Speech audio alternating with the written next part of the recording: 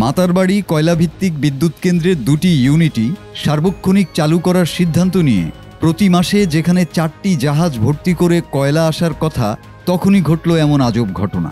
সম্প্রতি বিদ্যুৎ কেন্দ্রের জন্য আমদানি করা কয়লার একটি বড় চালানে ভেজাল ধরা পড়েছে।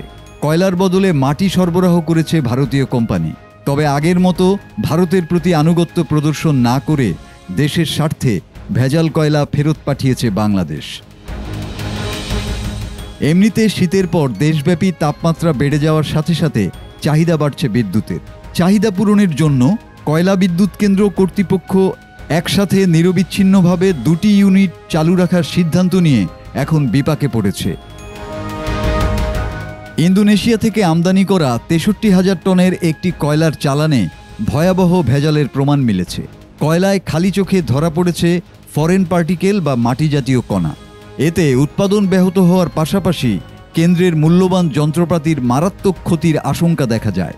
অথচ চুক্তি ছিল ইন্দোনেশিয়া থেকে উচ্চমানের কয়লা সরবরাহ করবে ভারতীয় প্রতিষ্ঠানটি, যার ফলে কয়লা খালাসকালে বারবার আনলোডিং কনভেয়ার বেল্টে আটকে যাচ্ছিল।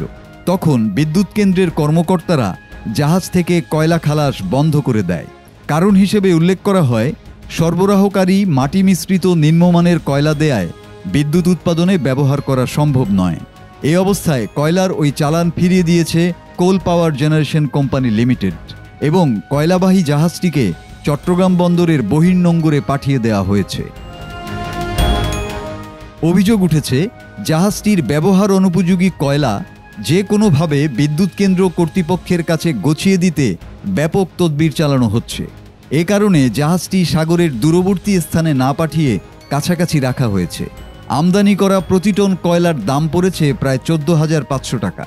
কয়লাবাহী জাহাজটি পরিচালনায় রয়েছে মেঘনা গ্রুপ অফ কোম্পানি। ভেজাল কয়লা আমদানি তদন্তের জন্য বিদ্যুৎ, জ্বালানি ও খনিজ সম্পদ মন্ত্রণালয়ের বিদ্যুৎ বিভাগ 3 সদস্যের একটি তদন্ত কমিটি গঠন করেছে।